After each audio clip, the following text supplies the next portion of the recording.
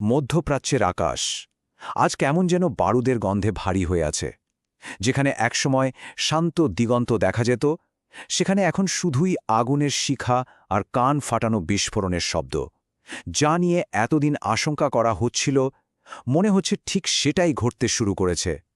হ্যাঁ, শুরু হয়ে গেছে এক নতুন ভয়ঙ্কর সংঘাত। ইরান থেকে ইসরায়েল, লেবানন থেকে ইয়েমেন, পুরো অঞ্চলটাই যেন একটা জ্বলন্ত আগ্নেয়গিরি হয়ে উঠেছে, আর তার লাভা ছড়িয়ে পড়ছে চারপাশে। এই সংঘাতের আগুন যে ঠিক কোথায় গিয়ে থামবে তা এই মুহূর্তে বলা সত্যিই খুব কঠিন। আর এই যে অস্থির পরিস্থিতি, এটা স্বাভাবিকভাবেই একটা বিশাল প্রশ্ন তৈরি করেছে, যা এখন সবার মনেই ঘুরপাক খাচ্ছে। তাহলে কি বিশ্ব আরেকটা বিশ্বযুদ্ধের দিকেই এগিয়ে যাচ্ছে?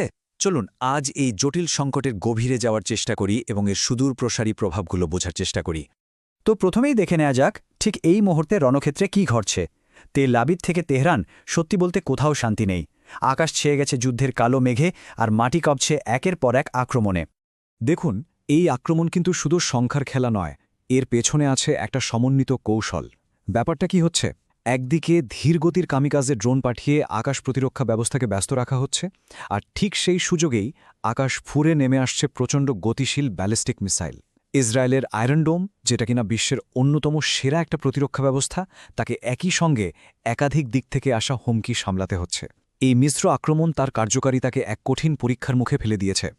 সত্যি বলতে কি, এই যুদ্ধক্ষেত্র এখন আর শুধু দুটো দেশের মধ্যে সীমাবদ্ধ নেই। এটা যেন আধুনিক মারণাস্ত্রের এক বিশাল পরীক্ষাগারে পরিণত হয়েছে, যেখানে ড্রোন, মিসাইল আর সাইবার যুদ্ধের নিত্য নতুন কৌশল প্রতিনিয়ত প্রয়োগ আর পরীক্ষা করা হচ্ছে। এই যে নতুন ধরনের যুদ্ধ আমরা দেখছি, তার সবচেয়ে গুরুত্বপূর্ণ দিক হল ড্রোনের ব্যবহার। এই একটা জিনিসই পুরো রণকৌশলকে একেবারে বদলে দিয়েছে। চলুন দেখি কিভাবে এই প্রযুক্তি যুদ্ধের ময়দানে একচ্ছত্র আধিপত্য তৈরি করছে। এদেরকে কামিকাজে বলা হয় কারণ এরা আত্মঘাতী। কিন্তু এদের আসল শক্তিটা কোথায় জানেন? সেটা হলো এদের সহজলভ্যতা আর সংখ্যা। এগুলো এতটাই সস্তা যে হাজার হাজার তৈরি করা সম্ভব, আর এদেরকে থামানোও খুব কঠিন, কারণ এরা খুব নিচু দিয়ে ওড়ে আর রাডারে সহজে ধরা পড়ে না। সবচেয়ে বড় কথা হলো, একটা দামি মিসাইল খরচ করে একটা সস্তা ড্রোন ধ্বংস করা অর্থনৈতিকভাবে মোটেও টেকসই নয়। মানে যুদ্ধের এই নতুন সমীকরণে প্রতিপক্ষকে শুধু সামরিকভাবে নয়, অর্থনৈতিকভাবেও দুর্বল করে দেওয়া হচ্ছে। এখানে আসল কৌশলটা হলো আকাশ প্রতিরক্ষা ব্যবস্থাকে সংখ্যার চাপে একেবারে ভেঙে ফেলা। ভাবুন তো, যখন শত শত ড্রোন একসঙ্গে আক্রমণ করে, তখন ডিফেন্স সিস্টেমের পক্ষে সবগুলোকে ট্র্যাক করা এবং ধ্বংস করা প্রায় অসম্ভব হয়ে পড়ে। যদি 10টার মধ্যে 9টা ড্রোনও ধ্বংস করা যায়, তাহলেও কিন্তু বাকি একটা ড্রোন লক্ষ্যবস্তুতে আঘাত হানলেই মিশন সফল। এটাকে বলা হয় স্যাচুরেশন অ্যাট্যাক, মানে প্রতিরক্ষা ব্যবস্থার ধারণ ক্ষমতাকে ছাপিয়ে যাওয়া। আর ঠিক এখানেই প্রচলিত যুদ্ধের সব নিয়ম ভেঙে পড়ছে। তাহলে প্রশ্নটা এখন আর সেরা প্রযুক্তি নিয়ে নয়, প্রশ্নটা হলো কৌশলের কার্যকারিতা নিয়ে। আমেরিকা বা রাশিয়ার মিলিয়ন মিলিয়ন ডলারের প্রতিরক্ষা ব্যবস্থাগুলো কি তাহলে কয়েক হাজার ডলারের ড্রোনের ঝাঁকের সামনে অকেজো হয়ে পড়ছে?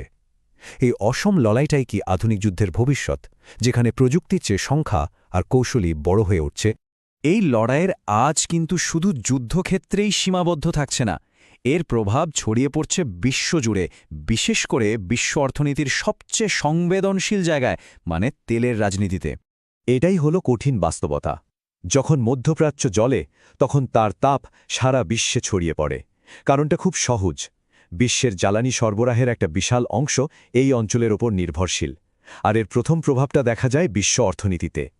দেখুন, তেলের বাজারে কিন্তু অস্থিরতা এর মধ্যে শুরু হয়ে গেছে। এই চার্টটা একদম পরিষ্কারভাবে দেখাচ্ছে যে কিভাবে সংঘাতের খবর ছড়িয়ে পড়ার সাথে সাথে তেলের দাম আকাশ ছুঁতে শুরু করেছে। আর এই মূল্যবৃদ্ধি কিন্তু যে কোনো দেশের অর্থনীতিকে নাড়িয়ে দেওয়ার জন্য যথেষ্ট। আর সবচেয়ে বড় চিন্তার কারণটা হল হরমুজ প্রণালী। এটা বিশ্বের তেল সরবরাহের অন্যতম প্রধান একটা জলপথ। যদি কোনো কারণে এই পথ বন্ধ হয়ে যায়, তাহলে ভাবুন কি হবে। বিশ্বজুড়ে ভয়াবহ জ্বালানি সংকট তৈরি হবে এবং অর্থনীতির চাকা প্রায় থমকে যাবে।